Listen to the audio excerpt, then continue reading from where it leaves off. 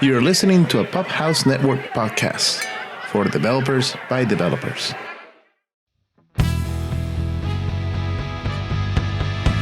Welcome to OffHeap, episode 72. Hey everyone, my name is Freddie Kim, and I'm one of the co-hosts here at the OffHeap episode, and I have all my usual suspects all around. For those who who are just tuning in for the show, my name is Freddie Kim. I'm one of the principal engineers at Expedia, speaker, author, Java champion, Seattle Java user group organizer, and here with the gang. All right. Hey, Bob Pollen, independent consultant from Chicago, Apache Software Foundation member, Java champion, and CJUG board chair. Hey everyone, my name is Josh Juno. I'm a Java EE and Jakarta EE developer and database administrator by day, author and open source contributor by night. I am CJUG board member, Apache Netbeans PMC, Java champion, and enjoying learning the new Jakarta EE 10 stuff coming out. So we'll talk more about that later. Yes. Michael Manella, Senior Director of Engineering at VMware on the Spring team, author, speaker, Java champion, curmudgeon at large. All right. And before we dive in, we wanted to thank our sponsor for the episode. Today's show is sponsored by Datadog, a monitoring and analytics platform that integrates with over 450 technologies, including AWS services, Docker, and Kubernetes. Datadog's platform brings together metrics, traces, and logs in one place so you can get full visibility into your environment and improve your application performance. With machine learning-based alerts, customizable dashboards, and distributed tracing, Datadog makes it easy to unify disparate data sources so you can troubleshoot faster. Start your free Datadog trial today. Listeners of this podcast will receive a free t-shirt once you install the agent and create one dashboard. Visit javaoffheap.com/Datadog to get started. And again, that URL is javaoffheap.com/Datadog. We thank Datadog for being a sponsor of the show and keeping the mics on and the cameras rolling. Thanks, Datadog. All right, so let's dive into it because we're probably going to have a jam-packed session. There's a lot going on in the world, man. Yeah, the world just we don't look for a little while and suddenly everything is upside down, right? So everything's blowing up literally. Yeah. All right, so conferences. We have these things, well, now with what's going on with the world, because now it's not one thing, it's many. Hopefully these still hold. But the first one is Oracle Live. That's part of the Java innovation. That is essentially, that one I think is online. And it's essentially run by Oracle. And it has actually the roster of the speakers, it was kind of nice. Like it's a lot of people that we know. Venkat is there, Malak Gupta, Chandra is there. So overall, it's free online. You can just go to the show notes and you'll see it. Fun stuff because they're talking about the new features coming in JDK 18 and George's Saab, which is essentially the VP of the Java platform group, is going to talk about where are we heading next. So it's gonna be a good one. Yeah, it looks like a lot of updates. Project Panama to, again, Jeannie Boyskary has got her certification talk. So yeah, no, you got the usual suspects here for the most part. And they must have heard us because we're like, hey, when is Oracle going to do something? And it's still online, but that's, we're getting there. Right. All right. And the next one is the one that we know and love is actually coming. Yes. And it is in person. DevNexus, April 11. If you haven't bought tickets, get them. If you have a user group local to you, talk to them because usually DevNexus has free tickets for some of the user group members. Or if you're local to Atlanta, just get in there. It's essentially what we consider one of the best conferences on this side of the ocean, and super approachable. We'll be there, or at least some of us will be trying to do another OffHeap because Pratik doesn't let his lesson end. invite us all over again. So we'll do an OffHeap live from DevNexus. So Have you booked your flight yet, Freddie? I work at a travel company. Okay, like, Hey, I haven't either. I guess it's probably time to start thinking about that. It's a month out. yes. But yeah, no, I mean, absolutely. DevNexus, the best bang for your buck in the US as far as conferences. It's all the greatness of what used to be Java 1 for A quarter of a price. quarter of the price. So yeah, very much looking forward to that'll be my first in-person conference since all this fun started.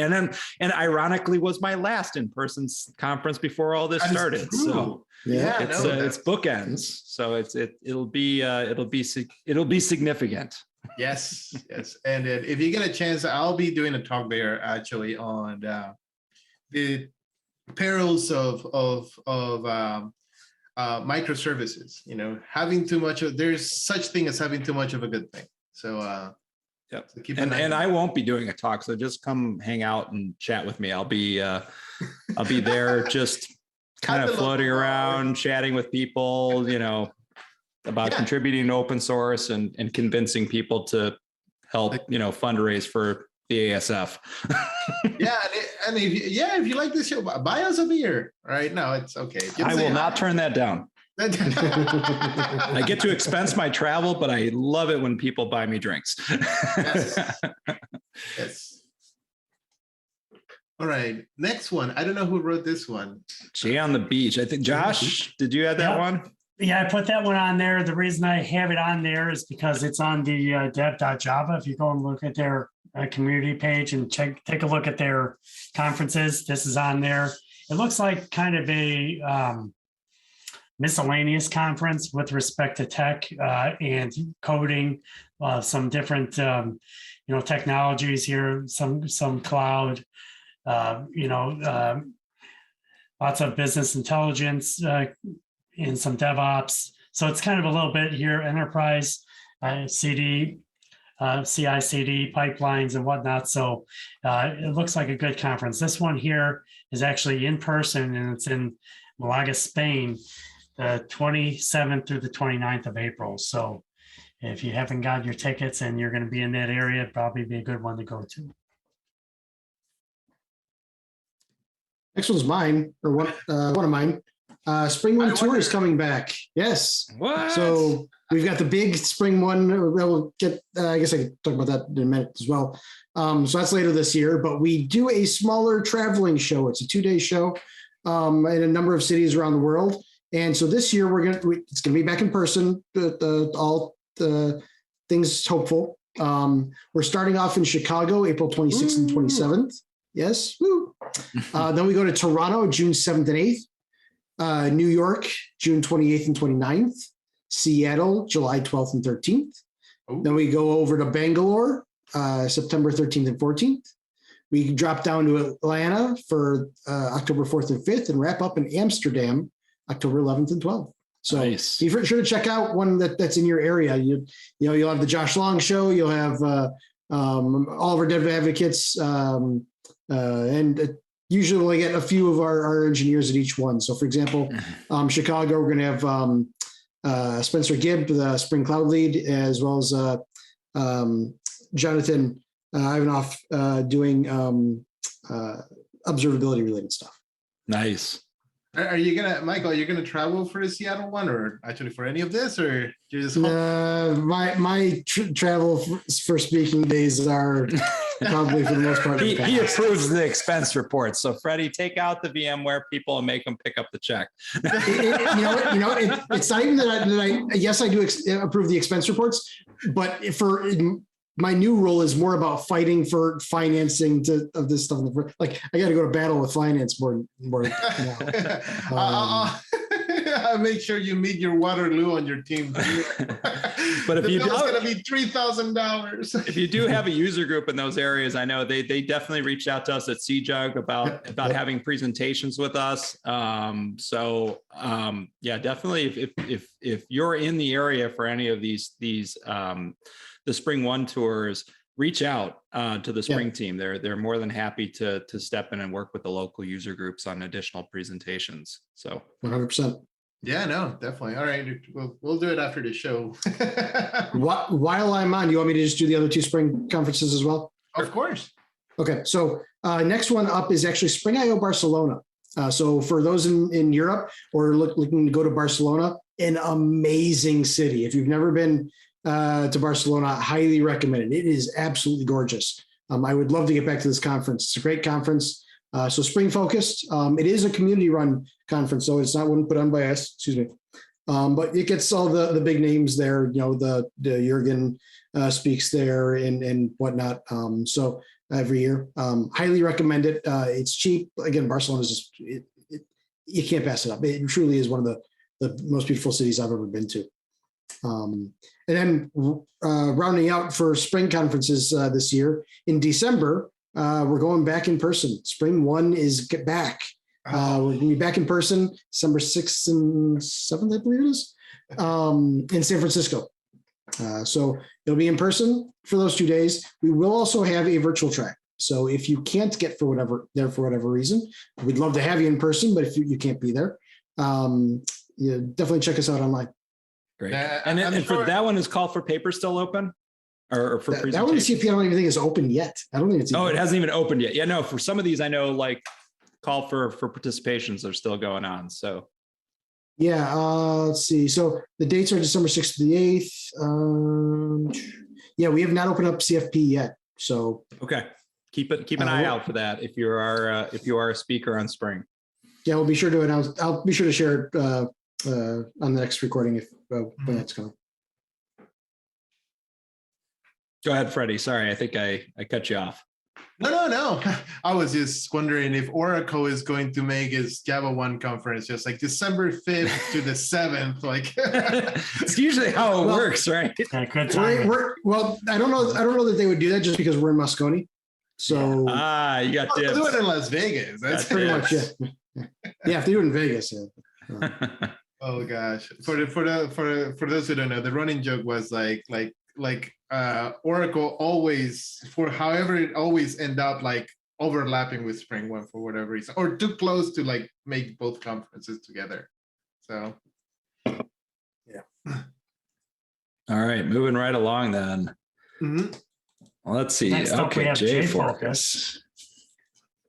JFocus is kind of a special conference. It's going to be hybrid this year.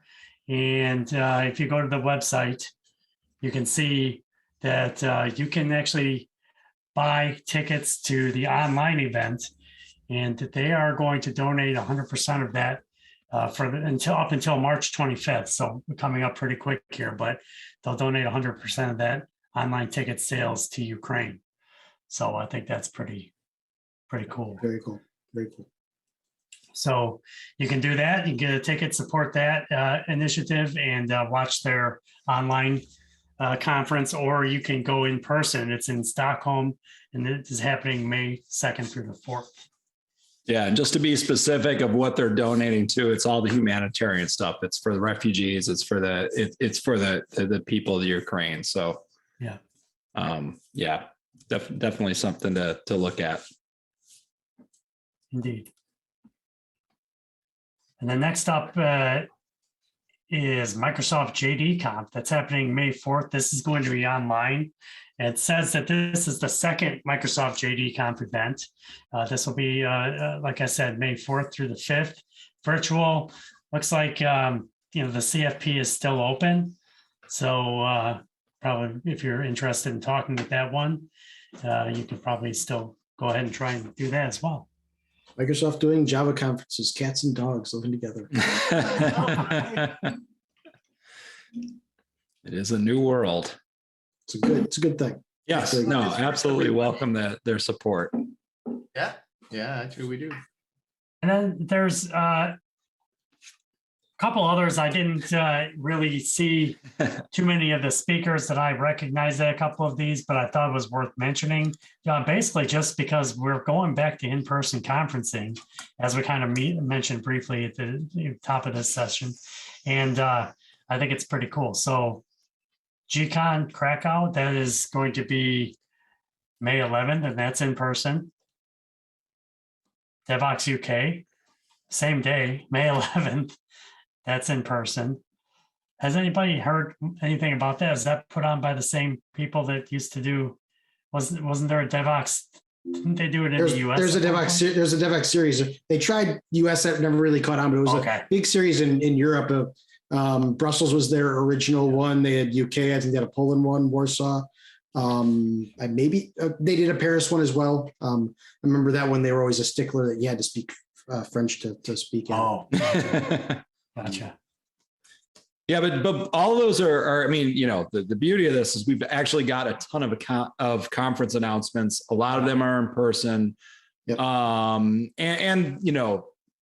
I'm looking at the GCon one, and I'm seeing some folks that I know. I mean, Michael Feathers, and Nicholas Frankel. So these are folks that I've run into at DevNexus and other conferences that are going to be speaking about Java topics. So, and all of these are conferences that I think have been around pre-pandemic. So, I mean, the really exciting thing is like, they're all still here. Yeah. We still have these great options to choose from. Indeed. All right. So DevOps is still up, and that's still Stefan. I'm trying to remember his last name. That runs most of the DevOps conferences, or has he kind of outsourced that to a bunch of different folks? I'm not sure, because I know a lot of times he looks for local folks to help run them. Yeah. Remember days, yeah. Gosh, it's been a while. It has, right? And here we are. But yeah, I've seen a lot of friendly faces at DevOps UK. Martine, of course, Verberg. Mark Heckler, I see there. Oh. I mean, I see Sander Mack, who I've run into.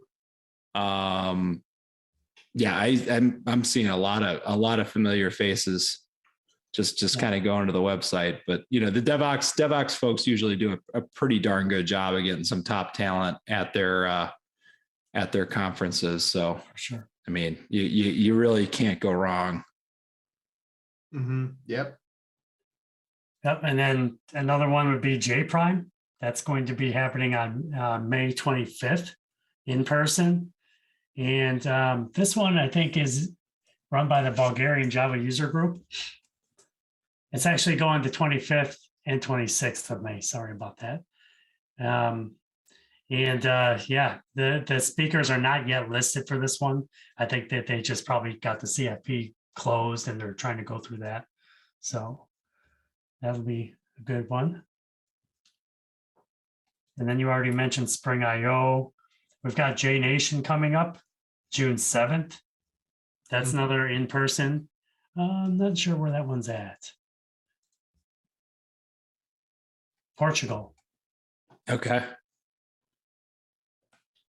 It's just amazing to see a lot of Western Europe. Yeah. Yeah, for sure. I don't see a speaker list there on that one either, is what I was mentioning before. So they're probably trying to get it together still a ways out on that one. And then another one I had listed was Java Zone. That's going to be happening in September. Java Zone location. Of course, I didn't write that one down.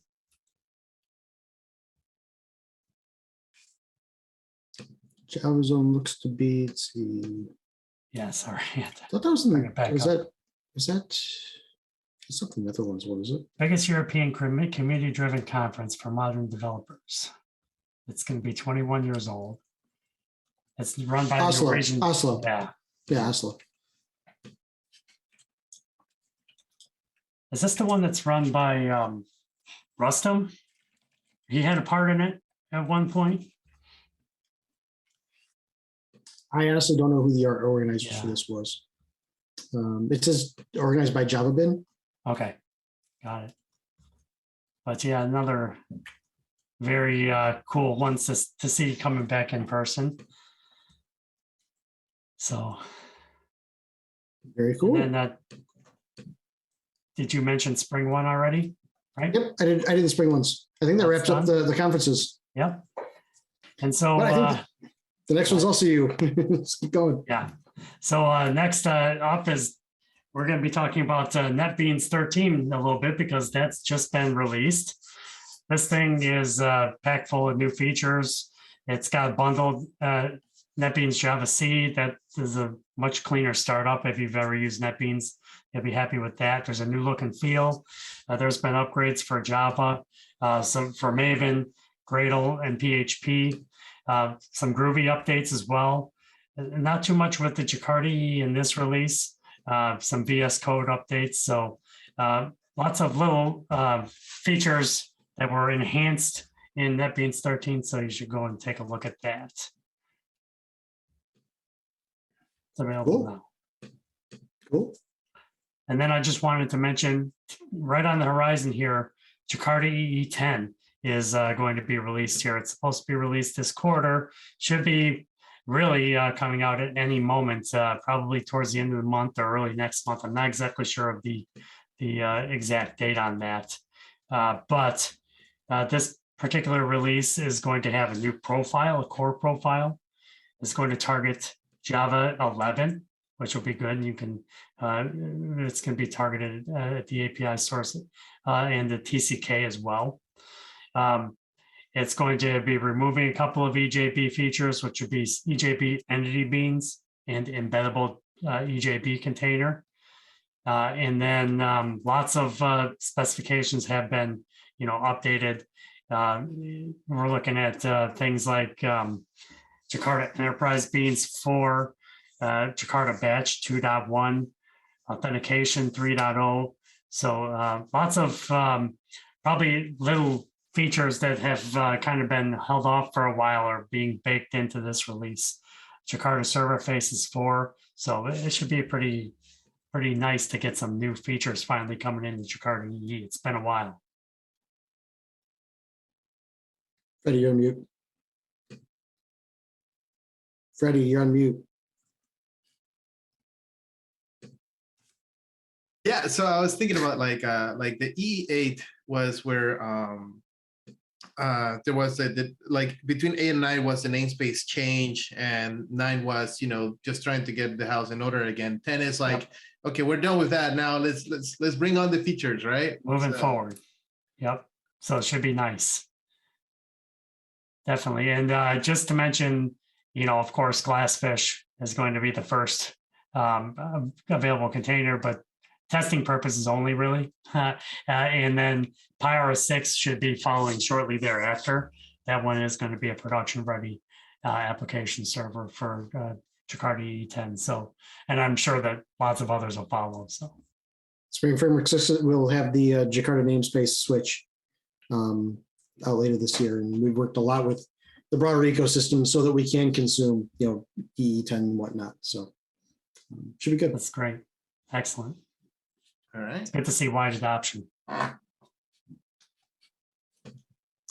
Then, Josh, I think you had Jakarta or I sure did.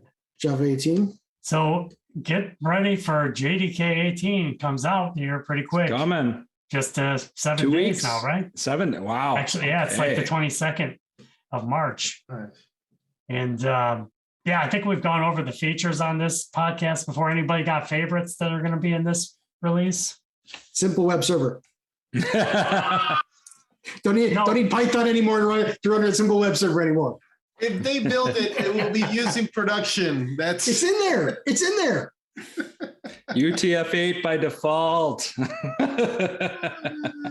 Just to go back to that web server, there's a really good podcast. And it came out from the guys that do dev.java.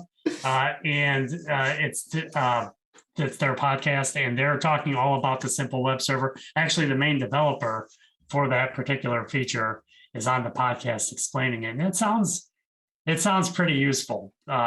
It's certainly nothing you can host website with or anything like that. It's really for doing basic get post, just basic testing, but just something built into the JDK should be pretty good.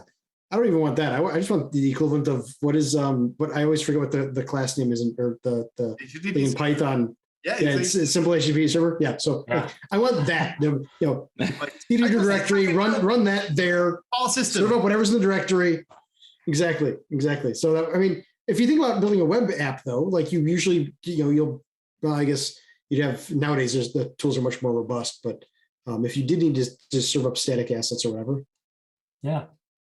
easy way to do it.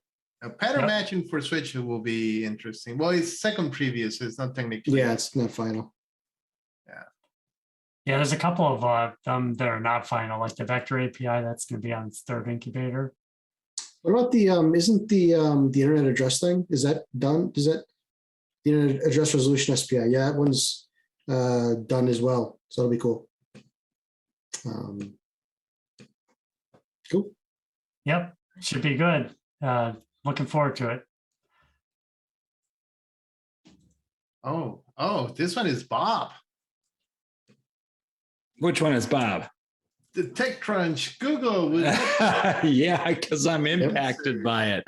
Yeah, so if you're like a lot of people that have created G Suite accounts for, your business, it could be for a not-for-profit, it could be for a jug group.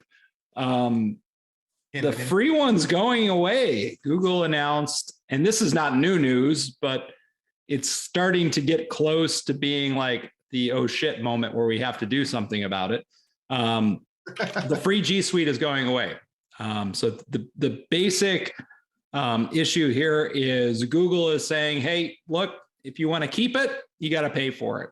And it's, the minimum price is $6 per user. So, the interesting thing when any tech company starts to remove a free service, some of the interesting things that happen with other companies in the space is they start creating ways to help you either migrate off of it or work around it. So being in this situation for several things, whether they're not-for-profits or my business, which I had a G Suite account for, there's a couple ways you can look at moving around it. So, one of them, so what they're not doing, so the G Suite includes, like, you get access to all of Google's Office suite, which is like Google Docs, Google Sheets, and all of the Office suites, and email. Obviously, if you have a custom domain name, which is the scenario, which is where I kind of got sucked in. It's like, oh yeah, no, I can create a custom domain name, point the MX records at Google, and I get my bob@bobpaulin.com email address. So, some of the more complicated conversion off, if you're just using it and you're just using a Gmail account with G Suite, it's really easy. You just convert down to a regular Google account, which is free. You get, the 15 gigs of email / documents, and you're done. But if you got the custom domain, you got a little bit of work to do, because if you're going down to Gmail does not support custom domain names out of the box. So a couple of things I'll just share what, I've been looking at. One of those companies that's kind of working the workaround angle is Cloudflare, who is what I put my DNS and my CDN through for just, personal website and regular DNS service. They actually have an email forwarding thing. So you can take your custom domain name and forward that to a free Gmail or some other email service if you want to move your email somewhere else. So you can take your bob@bobpaulin.com email and point it at a free account on the back end if they're running your DNS. You can also do that if you like Google and you want to pay them money, you can send your domain over to Google. And they also have an email forwarding feature where if you have a custom domain name, you want to map that email address to a free Gmail address, you're still able to do that as well. You can also sign up. They have a commercial thing that, like, you can also pay offerings. Well, yeah. You can also pay $6. Those are the hoops you can jump through if you want. Yeah. Nope, I don't pay. And actually, even like me. But like, it's what, $6 a month per person for the business starter package. So I mean, like for my business, where I do use Google stuff, I will pay for that. But like the accounts I created for my kids on my custom domain name, just so they can have a custom email address, I'm not going to pay $6 a month for that. I'm just not. So the email forwarding feature is super useful for me, just to basically say, hey, kids, create a Gmail account. I'll forward your email to those. So you can keep the email and then you just alias. A lot of it's super easy to set up. But like, I think it's like July that this stuff is hitting the fan. So if you haven't started looking at these options, now's a good time. Because otherwise, you know, if you don't do it, your stuff does go away. Like it's not a kind degradation from this. It's just like, yeah, you lose your account, your email. It's like Google Reader. Yeah, it's more like that than something else. Now, you know, you can still export all your email through Google Takeout. You know, a lot of the features that kind of draw you to Google, where they do have the whole data liberation thing that Fitzpatrick started there. That stuff's still there. So if you need to export, you can do it, but you do need to be proactive. So yeah, I don't know if anybody else has any other tips or suggestions, but I've kind of gone through the ringer on, okay, how do I want to solve this problem and still be cheap with myself, because, you know, I'm a single person entrepreneur. So like, I don't have a need for 10 accounts at $6 per user.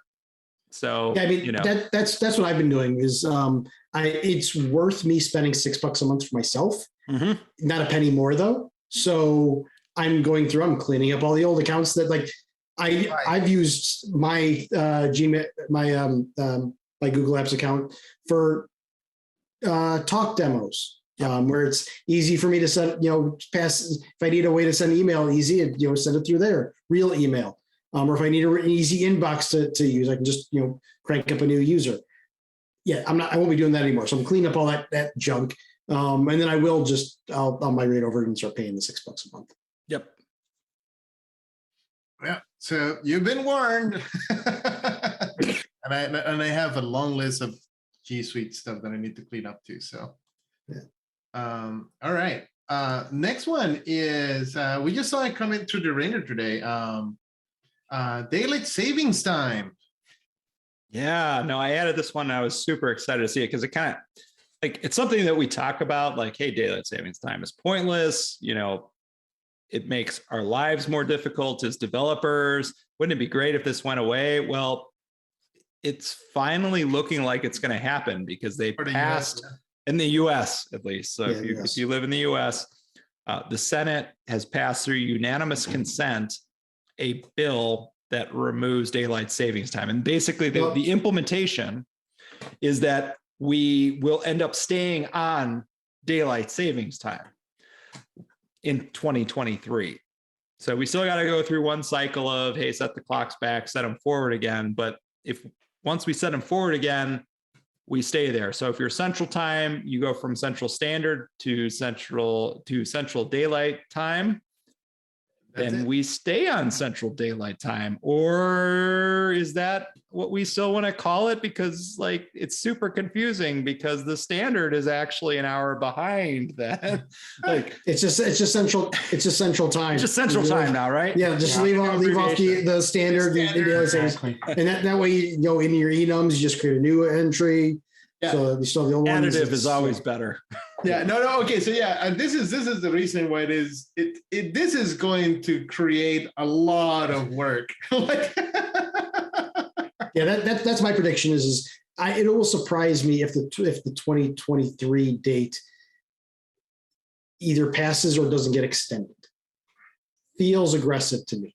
Bob, you called out that they did have they've changed the date of when we make the switch before, and we were able to handle that. Yep. Yeah. So in 2005, they passed an energy bill that included changing when daylight savings time starts. And that took effect in 2007. So effectively you had around a 2-year buffer. This is about a year buffer. So it's definitely more aggressive than the first time that they said, hey, we're going to do it. And this time it's like, yeah, we're getting rid of it. It's not like we're changing the date where it's maybe a config. It's like, no, it goes away. You got to touch code. Yeah, probably. I mean, to do it right, I feel like you're touching code. Otherwise, it's like, do you just stay on daylight savings time and then we just have to explain that we're in Central Time, we're in CDS or CDT? Well, because keep in mind, like if you're doing date and time math, you're still gonna have to deal with it going backwards. That's true because it doesn't disappear from history, right? So you're still gonna have that problem. So yeah, like I said, I think a year is. I love the idea. I'm happy to see it happening. I just don't think that it's going to happen. Oh gosh, can you imagine like 1,000 years from now, and there's a developer? Yes, this was the day where the schism happened. It's wrong. I remember a second while off. back. This was probably in the early 2000s, obviously, but it was there were some time zone scripts that we had to apply to the Oracle databases because stuff had changed. And I know I wasn't quite into enterprise development when Y2K happened, but I know there was a lot of work that had to be done with that change. I wonder if this will be anything similar to that. I don't think it'll be as big as Y2K. Yeah, I don't. But that being said, I do think there will be. It's not a trivial number of systems. I think it's significantly more than. I think the math will start getting unless for whatever reason, yeah, like if you just say like daylights never end after that, like after the rollover date. But again, you still have that math problem. Yeah, but from a Java perspective, it's super interesting because like you have LTSs now, but LTS for 8 will be out of style. So does 8 get the time zone change? Oh, it has to. It's going to be supported until 2030. Yeah. If you pay for it, If you're paying. I mean, maybe somebody will backport it. Yeah, I was say the expectations from analysts and whatnot are that you'll get some. Yeah, so like keep in mind, Oracle, you have to pay for it. We haven't heard what other vendors are doing, and I bet that's going to be a competitive space going forward. Yeah, no, it's and then, well, the issue will be for those who like can't upgrade without a support contract, and yeah, which is tough, right? Like I know, and I was talking a little bit before the show that I do remember that there is a way to update the time zone tables in previous versions of Java without having to upgrade the Java version. Okay. They decoupled. I remember they decoupled it at some point in time where you can actually just download it, but it's lost in my memory how that was done, because like you just get the new version of Java now, and it's like it's something that's usually taken care of for. I guess if you're on a non-LTS, you're on Java 10, you're on Java 12, you're on Java 17. Where it's a not, well, actually, no, Java 17 is LTS, 16 or 18, which is coming out in a few weeks. Yeah. Like that's not going to have the change. So you're probably, and the open source OpenJDK is probably not going to backport it to non-LTS releases. Even if they're generous enough to go back to 8, I find it unlikely that they're going to go back to all the revisions and do this. No, I agree. I agree with that. But I was just looking up. So Amazon Corretto, Java 8 will be supported for free through at least 2026. Okay, so you'd expect. Time zone. Yeah, exactly. You're going to need it. It's not going to work. It's not going to be practical. So after the time zone announcement, we see a new announcement from Corretto. No, we're supporting it until 2033. That's it. We're not doing the daytimes. It shouldn't be a giant change, but it's definitely, there's code changing. I guess this is one of the great things about having a competitive landscape with the JDKs, because again, if you just left it to Oracle and Oracle was the only place, and they said, hey, Java 8 is out of service, we're not going to do it, you don't have options. But in the competitive landscape that we have. Yes and no, right? Because Oracle has the support policy of we never shut off anything as long as you're willing to pay. As long as you're willing to cut us a check, we will support Java 1 till 2020. But I can get it for free from Amazon. Yeah, it's a nice problem. I mean, Josh, what's the oldest JDK running at where you're at right these days that you're aware of? 8. 8, really? 8's the oldest? It's good. That I'm not aware even of. applets or not Actually, I think that's true of my clients as well. Is this a blink twice situation? Like, I didn't say where he worked. No. But like, well, how many fingers am I holding?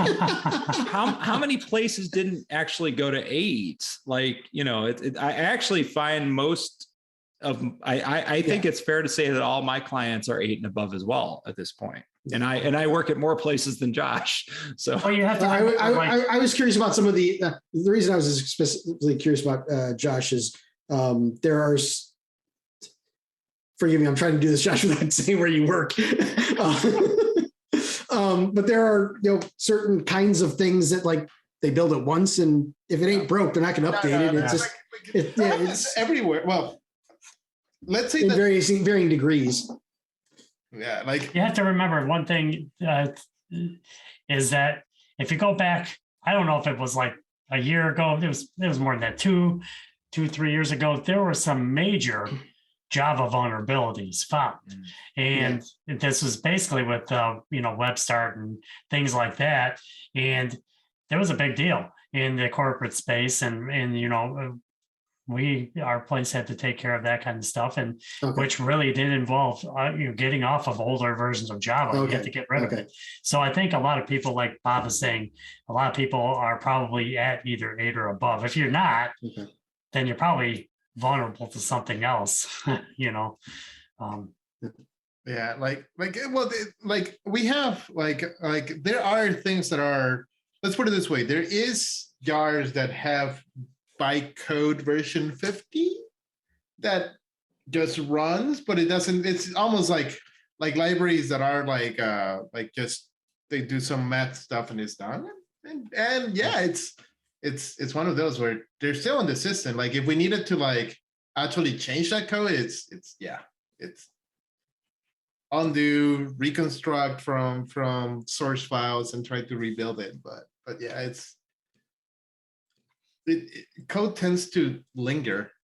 Or old versions tend to linger. Like we did the right thing, and of course we patch all this stuff. And actually, just thinking about it, the Log4j debacle that happened on December, that almost forced everybody to and that's what the reason I discovered these things too. Is oh, okay, we should probably do something about this very, very old code that still works, but needs to be upgraded. So okay, so I guess just so you know, if you're working on something that is very, very date sensitive, that keep a watch on that. If you're in the if you need to deal with US, I'm gonna put an alarm on the day of the daylight savings and see if it if my phone triggers, because I remember that was a big issue that happened on iPhones on circa 2016, something like that. There was a period where they never hit that one right.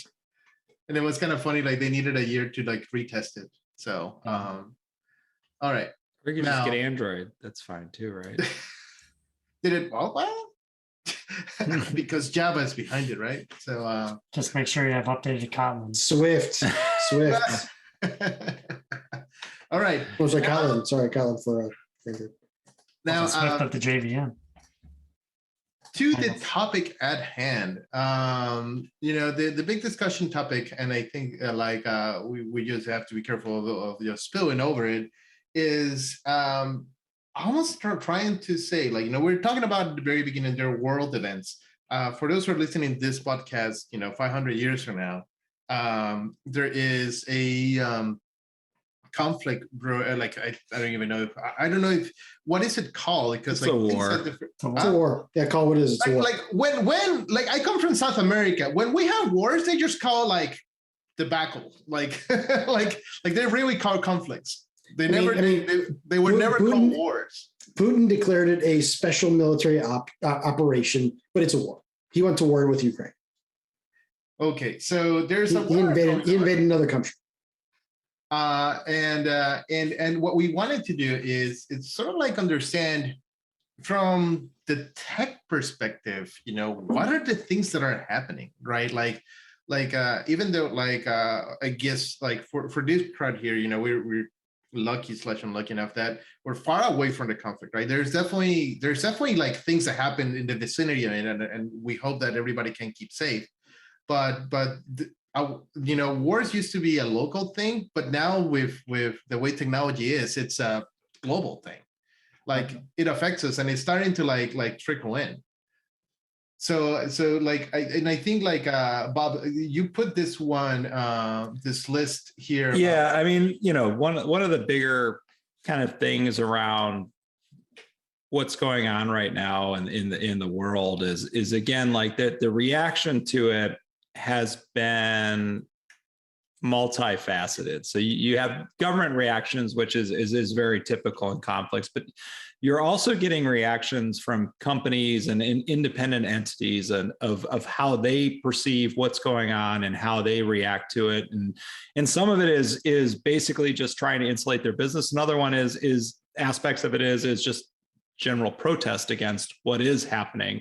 And basically, I think what you're seeing in the tech sector is a lot of companies which previously had been open and doing business with the Russian economy have pulled out. They've made a decision, a very conscious decision, either based on risk or moral reasons, that they do not want to be associated with what's going on right now with Russia declaring war on another country. Or they've been legally required via sanctions. Or they've been required via say. I mean, so there's multifacets to this. So I mean, there's you can't just look at it as a moral thing. Like a lot of it is looking at like, hey, because my company cannot really, facilitate financial transactions the way we want to, we can't pay, we're not able to do the things we need to, we're out.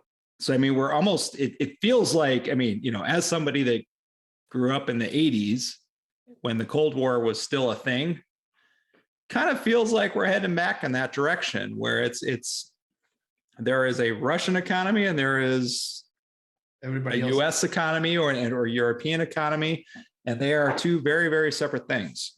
And there's going to be, in order for that to happen, there's going to be a lot of untangling that needs to happen. I mean, I know when I look back over my IT career, the majority of the places I've worked, I've either worked directly with people from that region, so either Ukraine or Russia, as in they've immigrated here or were here on visa, or I've worked with offshore teams from those regions. So that those two areas have become hotbeds, if you will, for tech staffing, for tech resources. And so, we're going to see an impact again. Like it's not as easy as just, we're not going to do business over there. Like I said, there's a lot of untangling that's going to have to happen to get a separation like that. And it'll be interesting. Yeah. I mean, and I guess the things that I think are immediate are folks are companies that have stopped service there. So, I mean, one thing that can be extremely abrupt and immediate is, hey, based on your IP address or based on who your ISP is, we're not serving that anymore. So I think, if I were to look at my list of companies, actually I don't see, so Netflix is paused all projects, acquisitions in Russia. And I think they've actually stopped, serving Russian services. So, I mean, they're not, again, one of the things that is being called out of the Russian media is how they're portraying this as not a war. Again, that's kind of the statement that you get in a lot of Russian media.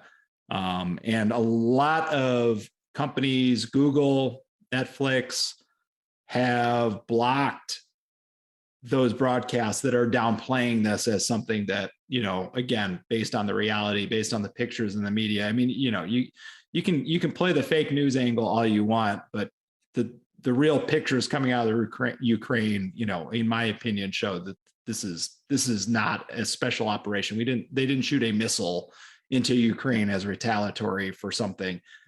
It's boots on the ground, artillery firing at cities. They've invaded. It's a war.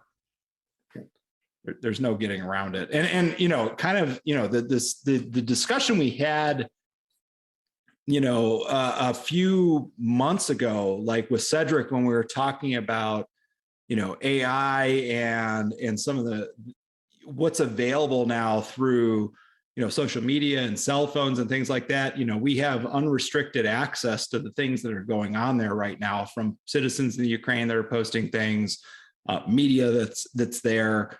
So it's a different time than I guess it's been, during there, I guess there have been other conflicts in the modern era, but, it's the disinformation and things like that. It's like you're seeing this stuff happen right in front of you, rather than, stuff kind of getting filtered through different mediums. It's very raw, I guess is what I'm saying. Yeah. We're not used to being able to see both sides. When there has been a disinformation side like this, we're not used to being able to see both sides. Like we heard the stories about, for example, when we invaded Iraq. Right. We heard the stories of, I forget there was somebody in Saddam's regime that they even called him like some kind of propaganda guy. Like there was running jokes like the guy was saying, "Oh, there's no Americans here," and tanks were running, literally going behind the guy in the shot kind of thing. We got a little bit of that, but it's a lot. We get a lot more transparency in just what both sides are hearing.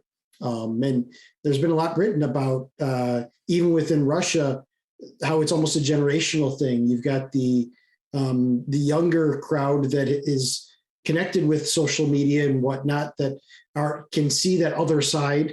And then you've got the people that, the older generation who get their news and their information straight from, the traditional sources, and those are propaganda sources. So there's even that tension even within Russia itself right now. Yeah. And that's important because I know we had a conversation kind of even, when we were trying to plan the show about different media outlets and how they're portraying it and the different biases in that. And, the one thing we have that's an advantage now is we can actually source through multiple sources, trusted sources, and say like, and kind of form an opinion of what's going on by looking at different outlets and saying, all right, this is an outlet that has this stake in things, and saying, what are they saying versus another one that maybe has a different perspective.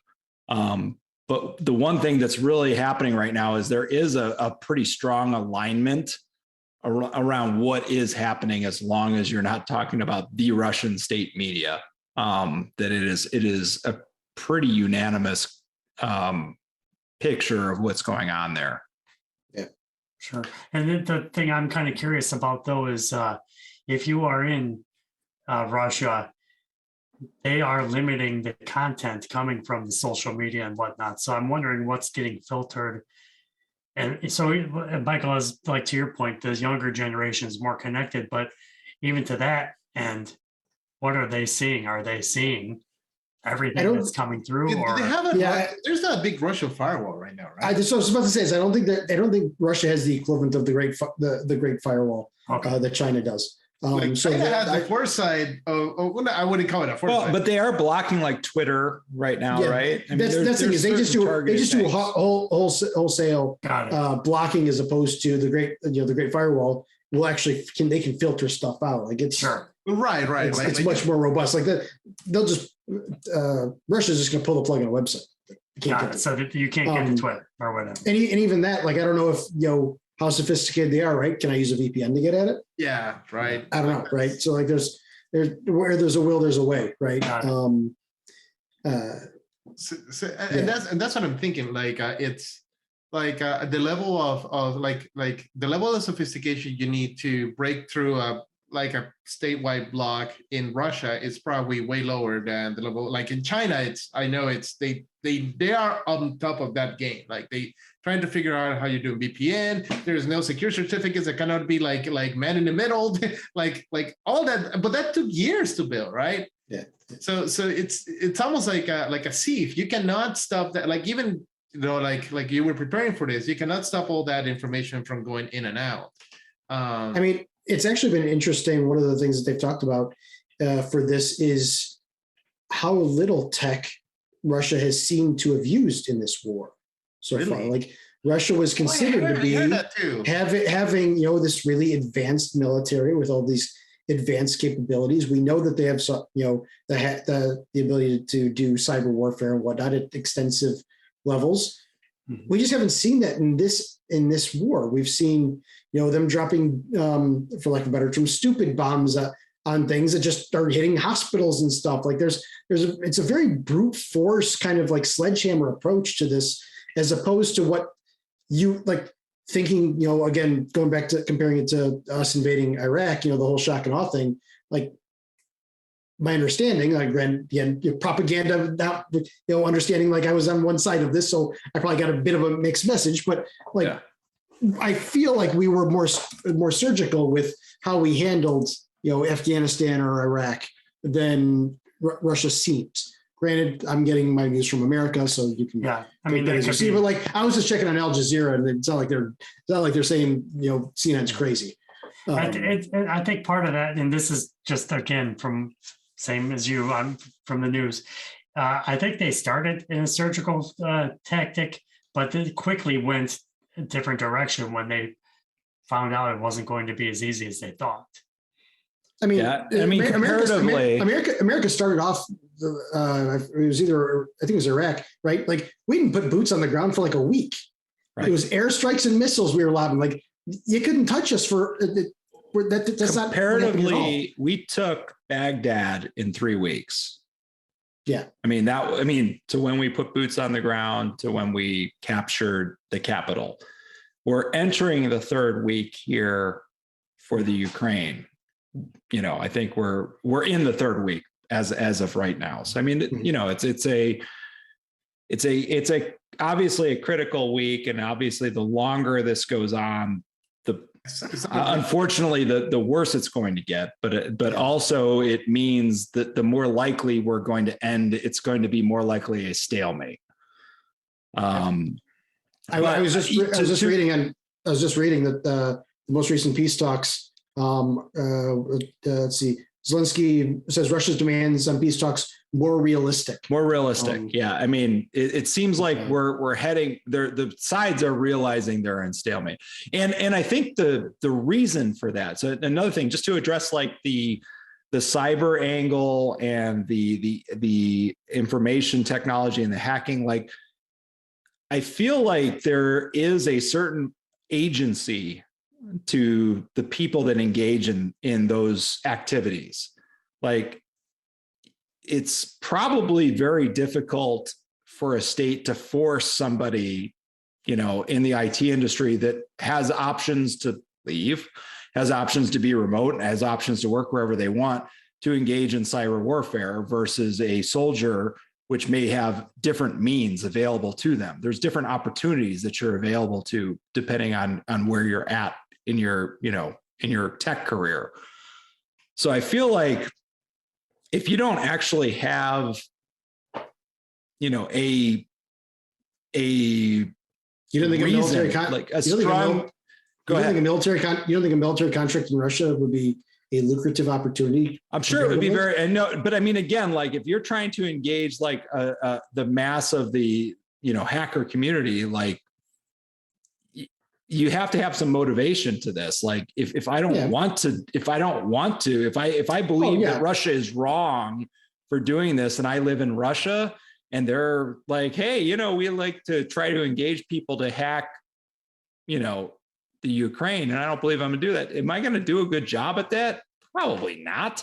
Well, but if that's the extent of their capabilities, which is just goodwill of their people, that is not a very impressive capability. Then, like if you don't have people that are actively that's a first-class citizen in the U.S. military. Like a state should have like a branch that is dedicated to. You got it.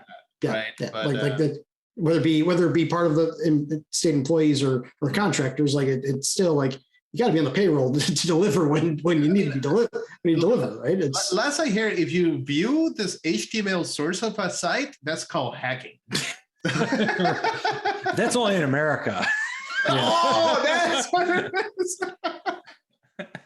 Oh my God. We've set the bar really low here. Everybody's a hacker. Everyone's a hacker. But now, my kids are hackers. Yeah. Oh my gosh. All right.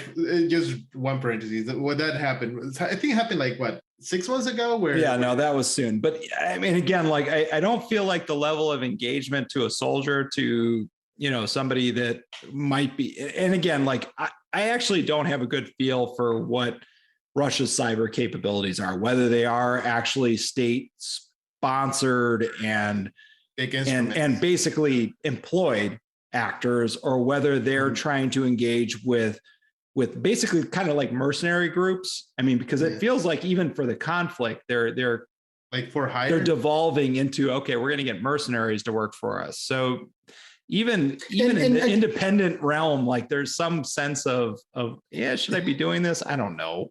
That's the part that has surprised me, is that, like, again, you think, the largest and most powerful militaries in the world, watching this, it's becoming pretty clear that the power of Russia's military is in one facet only: nukes.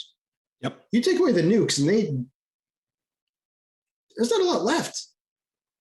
Comparatively, I mean, no disrespect or to discount what the Ukrainian people have been able to pull off in defending their territory, but when you consider, let's put it this way: if anyone on this call was asked to rank the world's militaries, Ukraine probably wouldn't have been in the top 10.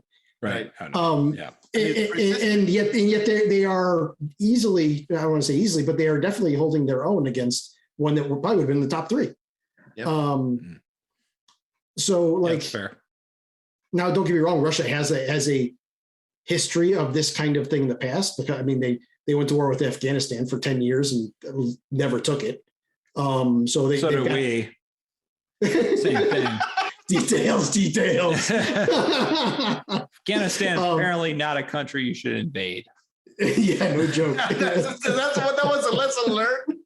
Yeah. I don't know. I'm not convinced everybody here still learned that, but yeah, that's it's been eye-opening, if nothing else. It is interesting because you expect that there will be an apparatus, right? But it does affect like even on that sense, it does affect like those before this started, there were like American Russian, like there were Russian contractors that were being used for like a lot of projects and stuff like that. Yeah. And now it becomes suddenly like it wasn't just not an employee issue. Now it's a security issue. And it's crazy how that affects, like companies, not just part of it is stop doing business with it, but the other part is like we had, and this is the untangling that was that some of the untangling that Michael was mentioning, which is, we're working together on creating things, and now we sort of have to put a pause. Like it's kind of even hard how to react to it. Like they are your coworkers, and suddenly, next day it's like, oh, technically we are like conflict by proxy now. It's weird. It's and business still needs to go on. So that's exactly that untangling I was talking about, is how do you continue that business continuity, right? It's like I need to keep running my business, yet there's been a wall put up indiscriminately from anybody really involved in the projects we're probably talking about. Well, like, I don't think Adobe's writing state secret software with Russians, right? Like it's No, but it's interesting to see how physical boundaries play into this. So, I mean, one of the things that I think is happening in Russia right now is a lot of people are leaving Russia because they're afraid of what might potentially be coming.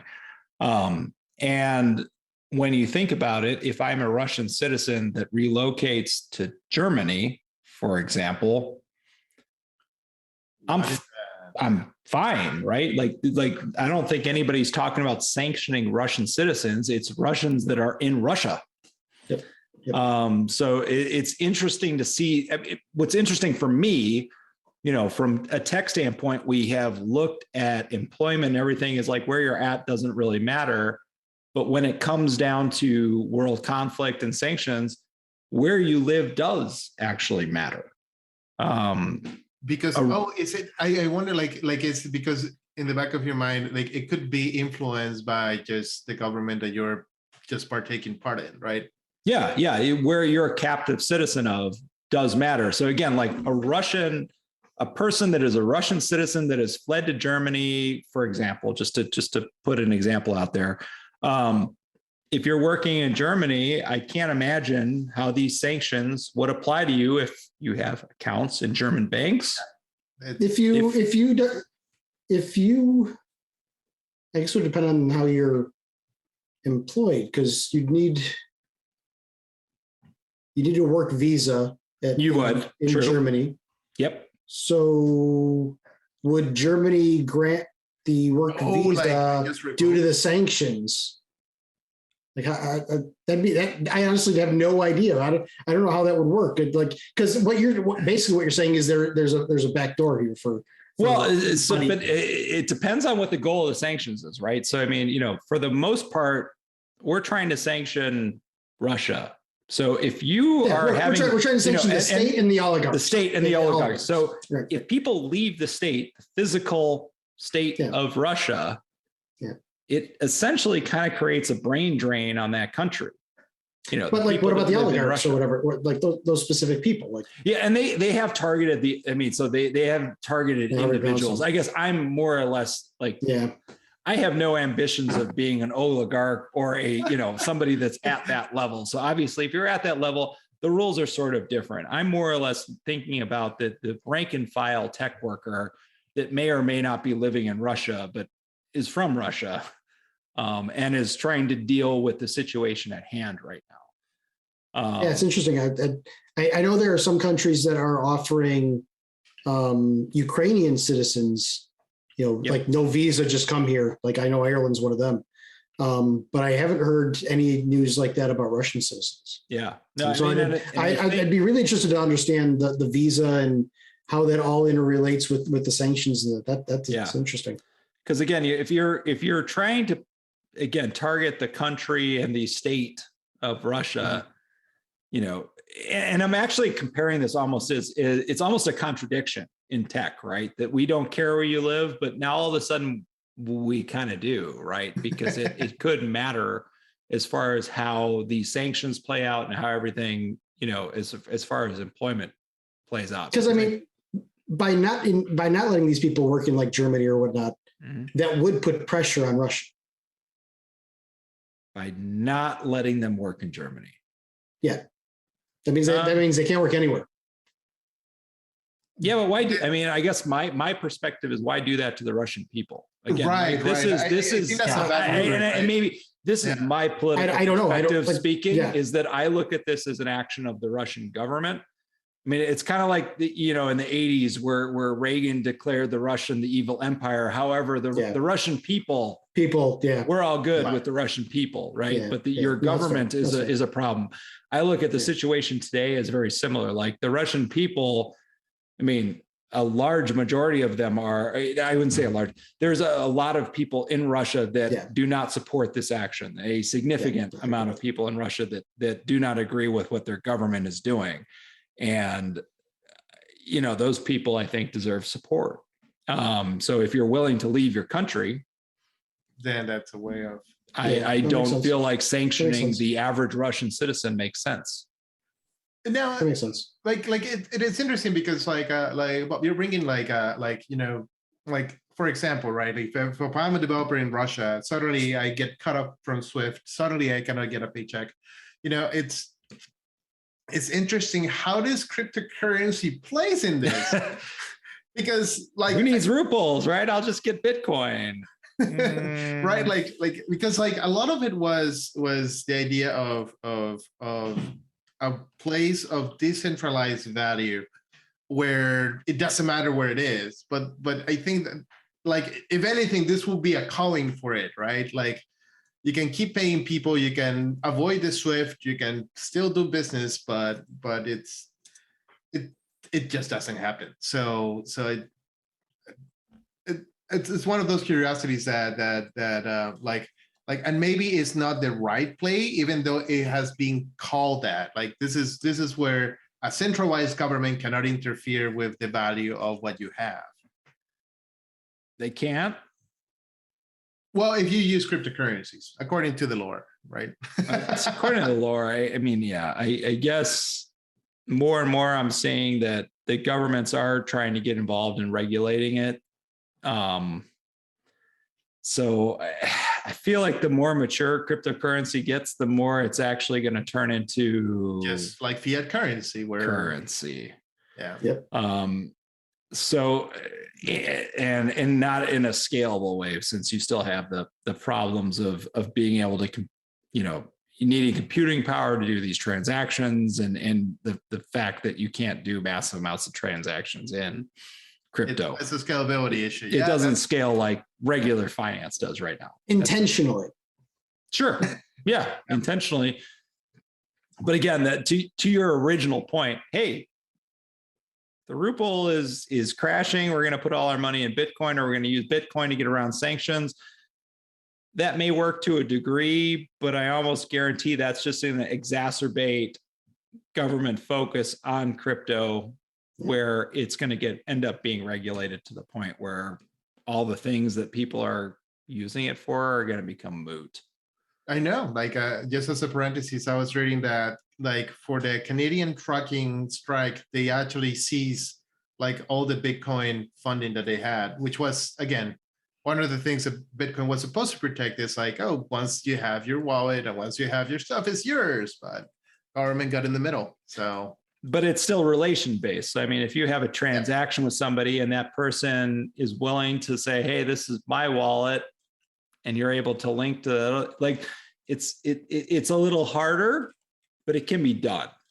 Like, it's not completely anonymous. Yeah, no, and that is, and at some point, yeah, it's like the rubber hits the road, right? Like because I cannot pay my pixel with Bitcoin, there have to be a way that I can transfer it out, and I think that's where the gatekeepers are, and that's how they find you. Yeah. It's not the coin itself. It's doing anything. It's the conversions. Yeah. Once you get out to do real things in the real world. Just because like it's not like, yeah, I don't think it's gonna have that worldwide adoption where you can just do it without. I mean, so like it in terms of just like, you know, putting a cap of it, like we are living in interesting times. That's a Chinese curse. You know, where you know, these things are really affecting us, right? Like, you know, if you're working with teams that are there, you know, it's like Bob said, you know, if they are relocated somewhere, it's like Russian people, not the Russian government, you know, like there's usually a way to work with them. If you know, you happen to be like trying to use these services, like, yeah, like if you're within, and it's interesting because like, you know, who do you say Twitter is out of Russia? Oh no, I want to say it's blocked. Let me fact check that real quick.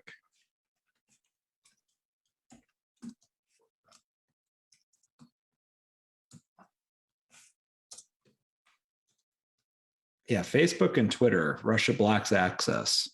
As of the 7th, Twitter says they are trying to reestablish access. Oh, circumvent. Yeah, so yeah. Which is interesting, right? Like it's a lot of companies are pulling out because they try to disable the government, but like these particular companies are trying to get in because they enable the people. Yeah, they enable the people. Yes, yes. So that's also like an interesting dichotomy that is in there. Like it's, you know, this is a good use case for Twitter and Facebook, right? Like, yeah, I mean, it's interesting because the tech companies are not neutral in this. They've kind of, I mean, you know, in the same way they've kind of put their stake in the ground of where they stand on this issue. They're not cutting off Russia. Russia is cutting off them because they're, I guess, afraid of what happens if people are able to share peer to peer. No, yeah. Yeah. In one respect, but if you look at the other side, like Apple is cutting their, you know, access to the App Store and things such as that, I believe. So, you know, that's the other side of the fence with the tech. Yeah, I don't think ever in the history of the world we've seen this level of kind of unanimity from, again, non-government and government entities trying to basically isolate, you know, a country. I don't think I can't remember a time in my life that I've ever seen anything like this. No. Yeah, I think it's happened, but it's been before our lifetime. I'd like to see the reactions to Germany invading Poland probably would have been a similar, although more crude response.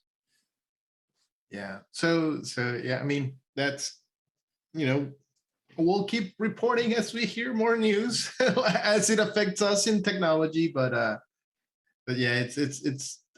I thought we were past this types of war, but yeah, apparently they still happen in the world. So the world is very big, and a lot of people are very angry. They watch too many bad Twitter video feeds. So, and I guess with that, I think that's as much as they can give it. If not, we can keep talking for this forever. Like, we'll be one of those news channels just 24 hours. So yeah, no, we hope if you are in any of these areas affected that you do stay safe. It's tough watching from abroad what's going on. Yeah, no, we're lucky that we're removed from the conflict, like the actual like physical conflict, but we're still hopeful that this can get resolved in a nice the best way possible, whatever that is. So all right, so that's all what we have. This is Freddie signing off. Bob signing off. Josh signing off.